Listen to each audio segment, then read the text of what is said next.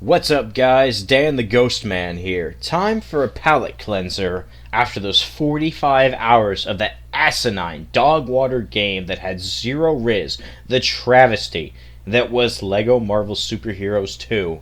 A game so bad I now must flagellate myself for having dared to utter the word riz. Anyway, let's get into Ghostrunner. What, you thought the LEGO Movie 2 video game was next?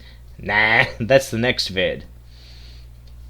Ghostrunner is a first-person action platform game that honestly feels a bit more like an action puzzle game, if that makes sense. We play as the Ghostrunner, and need to take out the villain who took over the Citadel, and as shown in the intro, is the one who injured us and chucked us down to the lowest level of the Citadel. The game has a very unique cyberpunk art style, similar to something like Blade Runner. And the game is very intriguing for its gameplay. You will run, jump, dash, slide, air dash, wall run, and grapple your way through this game, working your way up to fight the bosses, collecting some lore items such as audio files and relics, slaughter enemies, and gain special powers to make some combat sequences easier.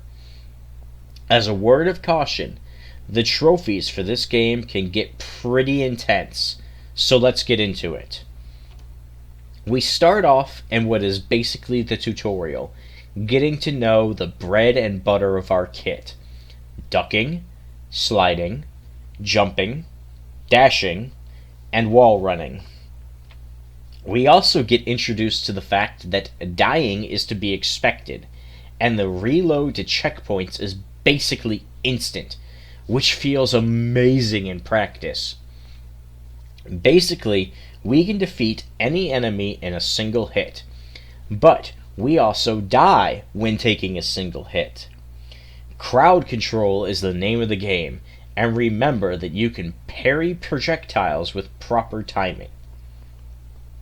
Later on, a simple grapple hook will be added, which pulls us towards a point and launches us with speed in the direction we're facing. The first trophy I got was Sword Runner, for defeating 5 enemies within 10 seconds using just the sword. Not bad. This was followed by Long Runner for having ran 42 kilometers, a cumulative trophy. The next trophy is also cumulative, for defeating 5 enemies protected by a beacon shield with abilities. While the abilities have quite a long cooldown, they can be very useful.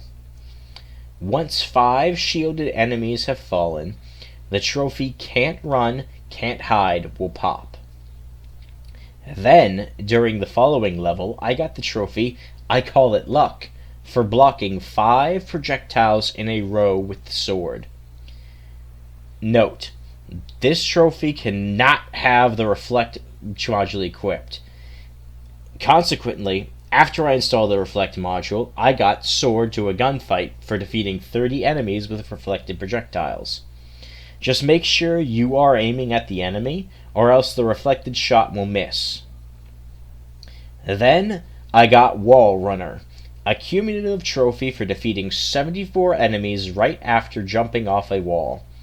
This should happen naturally throughout your game. Then I tried for the tricky trophy Running Wild. To get this trophy, you must dash, wall run, slide, and gap jammer, which is the fancy name for the grapple hook. Sounds easy, right? Well, you have to do all 4 of these actions within 1 second. Yeah, this one is deceptively easy and known to be a pain. I'm honestly not sure how mine popped, as I didn't feel like I actually did it correctly. As we get introduced to the next new enemy, the Slugger, another trophy becomes available. I call these enemies Leapers, as that's what they do. They perform a huge leap and slam, loving to attack with their large fists. The trophy comes from using the blink ability to defeat a total of 3 sluggers while they are in the air. This is not 3 at once, so this should be way easier than initially thought from the description. We then get a story trophy for completing a chapter. The next one I got was AAA for defeating 3 enemies with a single use of the blink superpower. The hard one for this is getting 3 enemies to line up properly, and can be made easier by using add-ons to increase the blink range, area, and cooldown. Up next is another related trophy for once you've unlocked the Tempest ability. Tempest shoots a small blast wave in front of you that will defeat enemies, launch them off edges, and deflect projectiles. You simply need to defeat an enemy by reflecting their projectile with Tempest. Then I got Why Not Both for using 2 different abilities within 10 seconds. This can be done in combat as soon as you have the second ability, or can be gotten easily out of combat once you've gotten the third one. Shortly after, I got the cumulative trophy, Where Are My Keys? For having defeated 1,000 enemies. Then, we get to the first boss. This boss is more of an extreme platforming challenge where you need to take out the central laser hub, nicknamed Tom. The boss has 3 phases to get through, and each phase thankfully has a checkpoint. Then, in the following level, we get a chance to earn Unstoppable Force for taking out 3 enemies with a single use of Tempest. Use add-ons to increase the range, and you're golden. The next trophy is mildly tricky.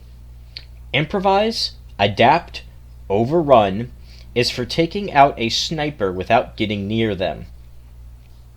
This can be achieved with Tempest, but can also be gotten easily with a third ability, which will be unlocked after the next boss, who is coming up shortly. After an annoying stint in the train, having to dodge signs in a low ceiling while we work our way up the train, we can come to the next boss. Hell may look intimidating, and requires a flawless victory. However, while this sounds intimidating, she can actually be beaten quite easily. She basically has 3 rounds where you need to parry all of her attacks in sequence to lower her guard and deal damage.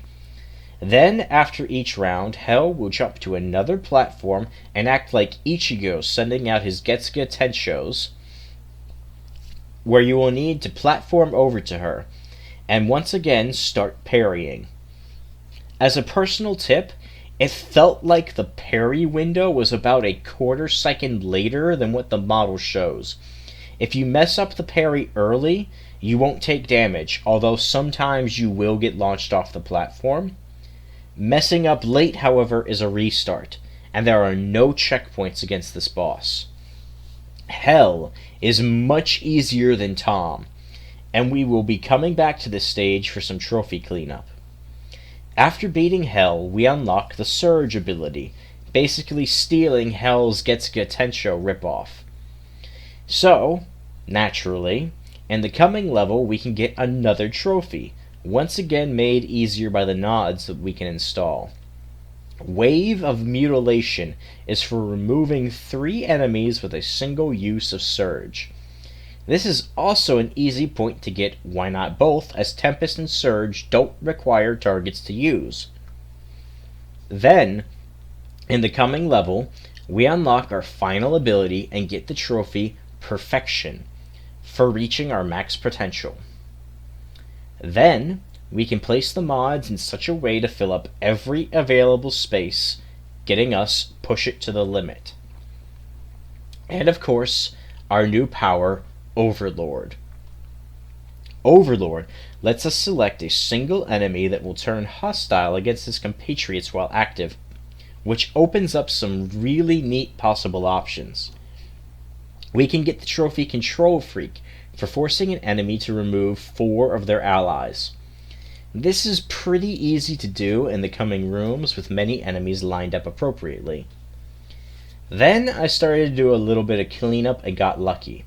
First, I got the trophy Upgrades Not Mandatory for murdering 10 enemies in a row without using Sensory Boost, the dash. Then I managed to get the trophy More Than Human for murdering 23 enemies in a row without dying.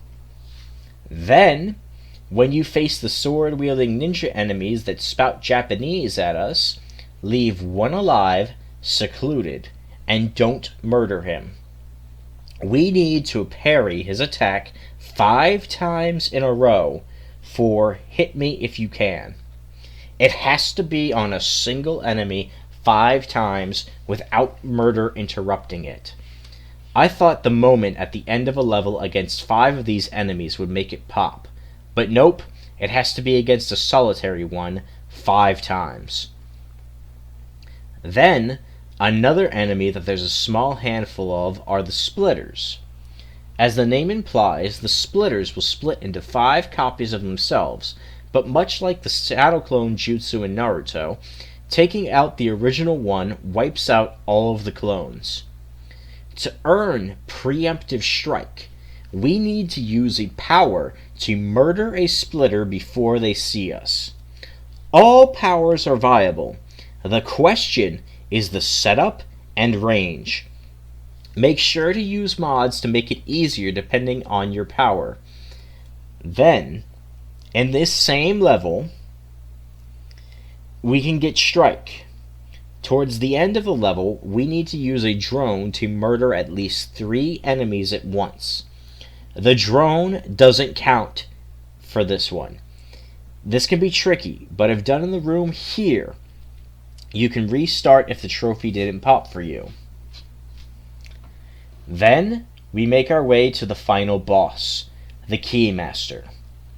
She is more of a puzzle, with the obvious thing of dodging her and making her Doc Ock tentacles hit the generators to stun her so you can remove her tentacles.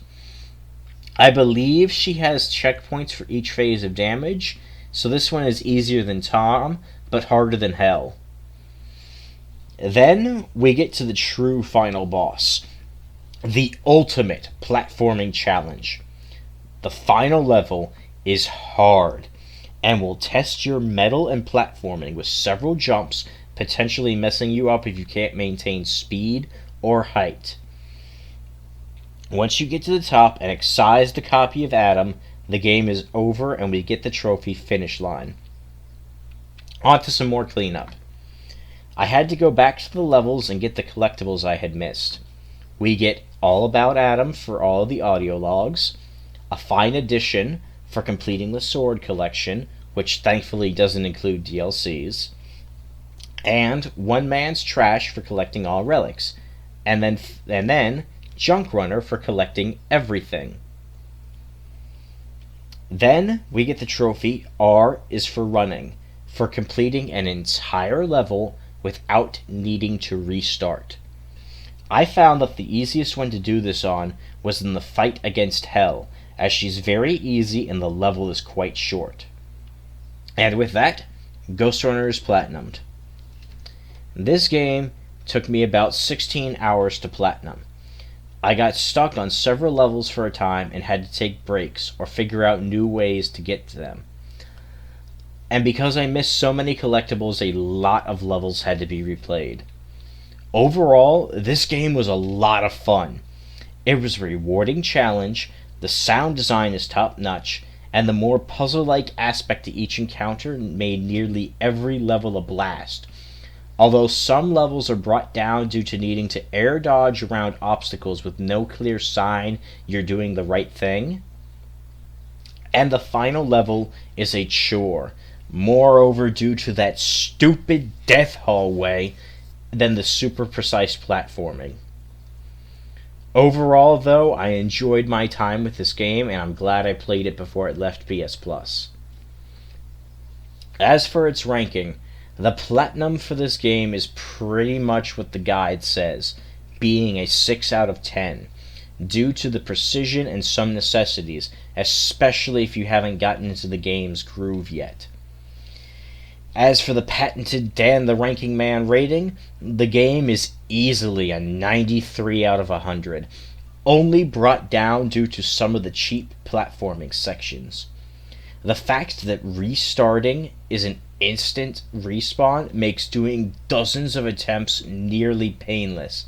The power-ups are meaningful, level select makes cleanup much easier, and the game is just top tier.